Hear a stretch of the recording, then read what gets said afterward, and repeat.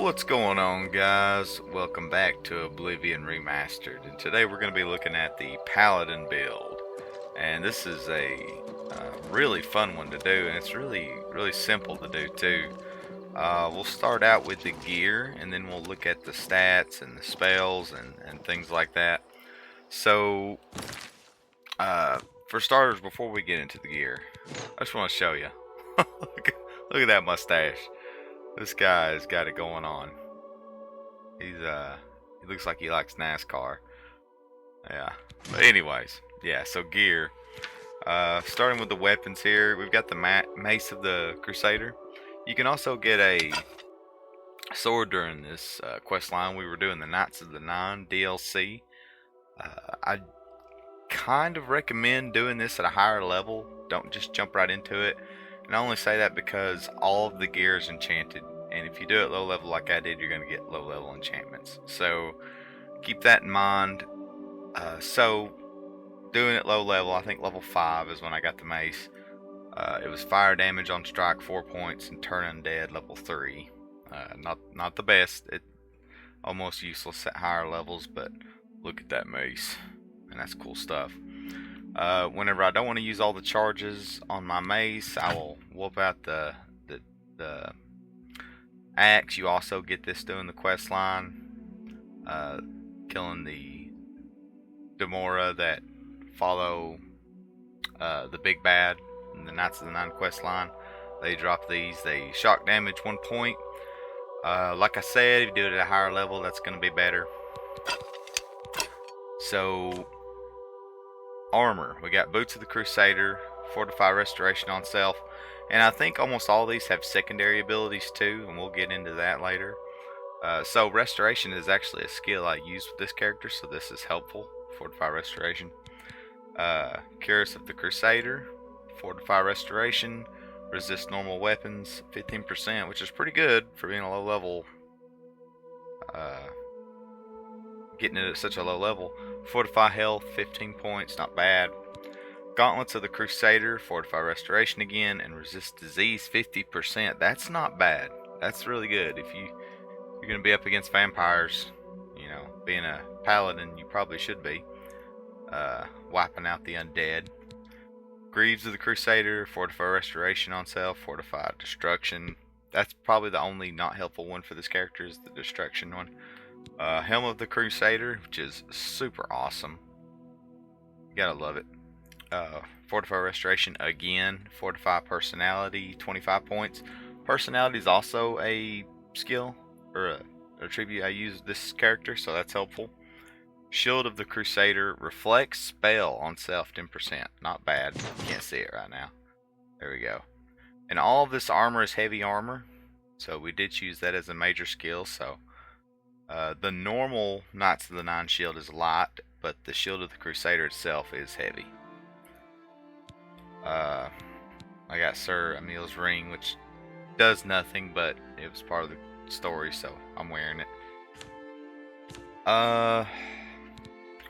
Use lots of repair hammers. And that's about it. Yeah, I keep gems to repair my goodies, or my weapon, I mean, to recharge them. And that's it for the gear, and you get every single bit of that doing the Knights of the Nine quest line. So, as far as magic goes, we're going to look at the active effects first. A lot of this is from the gear that I already showed you. Let's see, that's a Nord trait. I am a Nord. Let's see. Now there's some of these that you get from certain items that you have that's kind of like a secondary ability. One of them is the Holy Aura, 5% shield.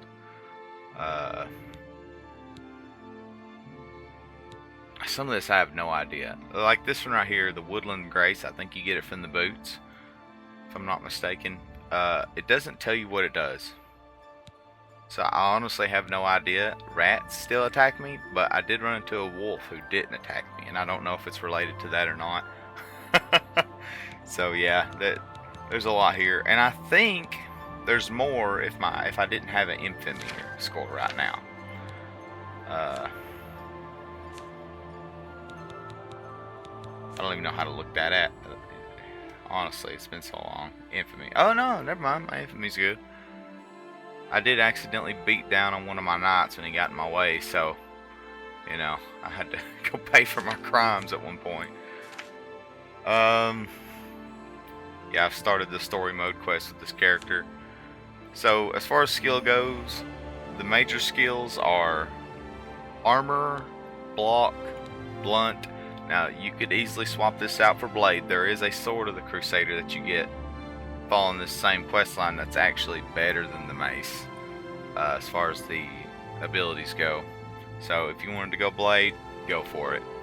Heavy armor, you could easily also do light armor, but if you just wanted the normal Knights of the Nine set and not the enchanted gear that I'm wearing, it's not as cool looking, but you do you, you know. If you want light armor, go with that.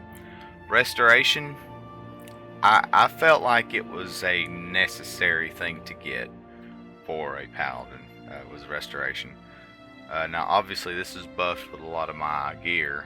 Mine's not that high. Mercantile and speechcraft, just because, you know, Paladins, they old D&D school players would know that they use charisma. You know, they need to be able to talk and be good with the people. Everything else, minor skills. Yeah, they don't really use a lot of them. So yeah, that's pretty much it for the stats and the gear. This has been the first character I've had in a while that has filled up every single slot on the hotbar. We got Pilgrim's Grace, which is an awesome stat booster, and same with Blessing of Talos. It bumps everything up by 10. So those are huge buffs you get, and you get those doing the quest line. Serene Beauty will calm creatures. Clairvoyance, I started with that. Heal major wounds. I started with heal light wounds, and I went to a store, a spell shop store in the merchant district of the Imperial City, and bought the heal major. I have so many hit points that it's almost useless, to be honest. Merciful Touch, you get that doing the quest. It is a must-have for a Paladin. You can heal your comrades in battle. If you're like me, you'll be too busy killing to think about it, but that's still, it's a nice touch. It's nice to have. I started with Woad here. It's a shield on self once a day, 40% I believe. But Blessing of the Eight is one that you get doing the quest line, and it's a spell. It shields others, so less than 40%, but it's still good. So yeah, it's on. Between the healing and the shield, there's one for you and one for your companions. Two major buffs here, really good. And these are kind of just, yeah, whatever. Clairvoyance is like you're going to pray to the Nine Divine, find your path. And Serene Beauty, you know, I don't think I'll ever use that, but it seems appropriate for a Paladin. But yeah, guys, this has been a really fun build, and if you're going to do the story mode quest, why not this character? Why not a Paladin build? You could do what I did if you didn't care about the levels on the gear and just run and finish the Knights of the Nine quest DLC as fast as possible, and then there you are, you're ready to crusade into Oblivion itself next. Yeah. So you also have your knights down here in your what's it called? Priory of the Nine. I wonder if you get a horse. I'm not sure.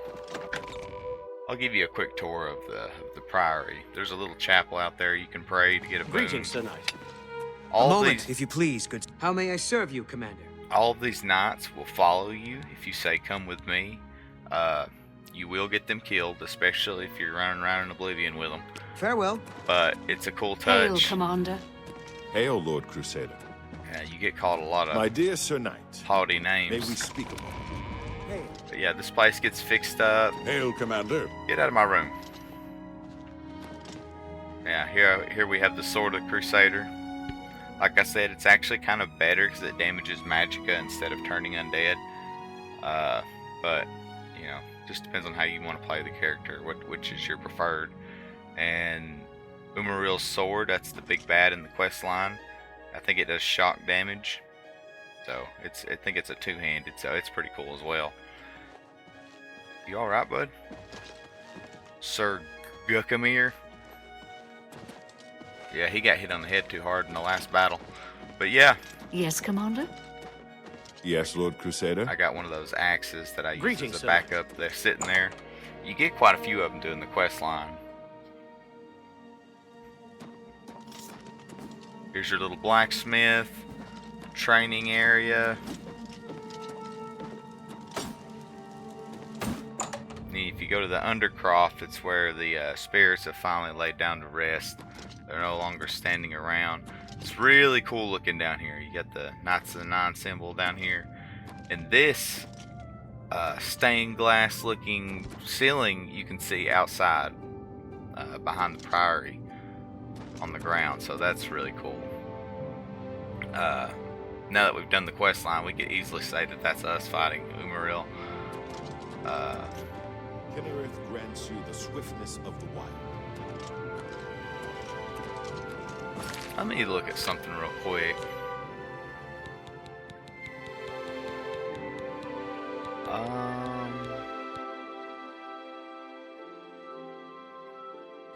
Yeah, I'm not sure. These guys are supposed to give you abilities when you talk to them. Bella has strengthened your intention. Never allow the beauty of the world.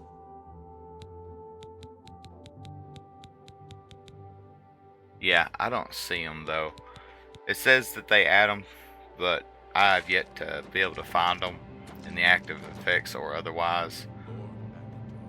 Akatosh's Blessing. That one starts with A. It'll be easy to find. It's not in the active effects. It's not in the spells either. So yeah, I don't know what these guys are actually giving you when you talk to them, if anything. But it's a nice flavor add, if anything.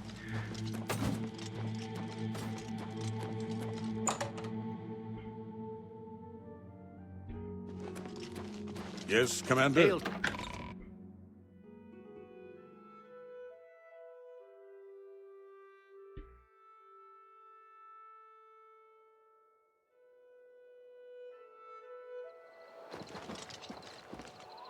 But yeah, that Oblivion Gate being right here in my backyard is troublesome. I need to take care of that. But yeah, guys, thank you for watching. This has been the Paladin build. I hope you enjoy it. There's lots of ways to do this that are different than how I did. But yeah, this gear is just it's perfect between the fortifying personality and restoration and buffs on yourself. I have yet to run into a troublesome foe. Even the big boss itself, he could barely hurt me. I'm so tanky. I don't know if I showed you my stats, but I'm up to 90 strength. I do beef up intelligence as a third stat every now and then. Willpower, agility, and speed's all 40. 90 endurance. Personality's 39, and luck is 50. Personality's the other stat that I beef up as a third stat. You could probably tell. Well, I think it's boosted with items, but yeah, intelligence and personality are my third choices, but strength and endurance are my primary. I've been boosting them up big time. So yeah, this guy is a tank. He can soak up the hits pretty good. So yeah, I think this one would be a good one for the story mode. Comment below, tell me what you think. If you don't mind, leave me a like and a follow for more Oblivion videos. And yeah, I'll see you on the next one, guys. Take it easy.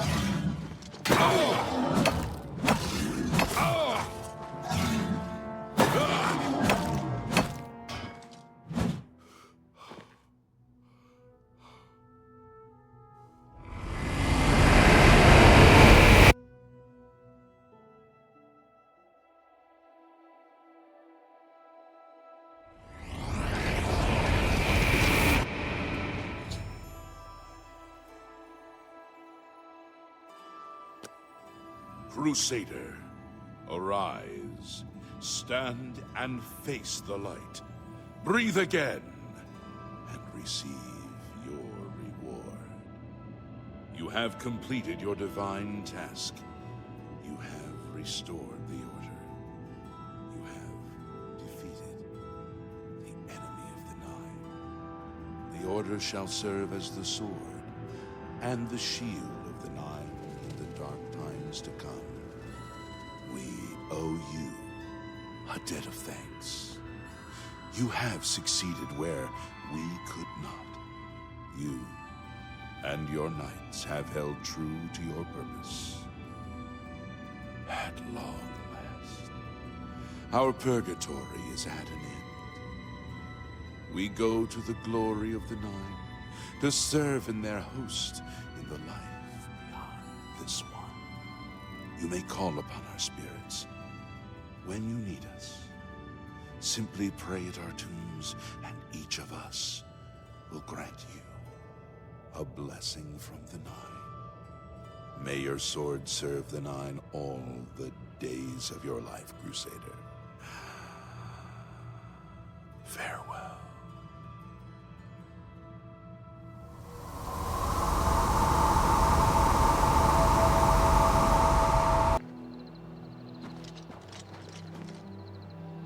Knights of the Nine, hear me.